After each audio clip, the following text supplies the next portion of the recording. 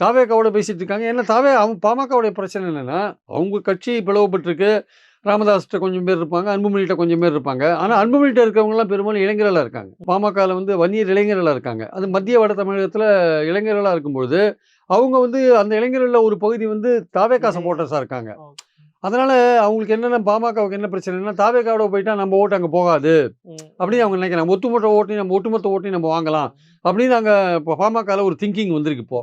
அப்போ பாமக அன்புமணி இப்போ பாஜக சைடு போறாரா? இல்ல தாவேகா சைடு போறாரா? அப்படின்றது ஒரு கேள்விக்குறியா இருக்கு. இப்போ தினகரன் ஏற்கனவே தாவேகாக்கு போறது முடிவாயிடுச்சு கிட்டத்தட்ட.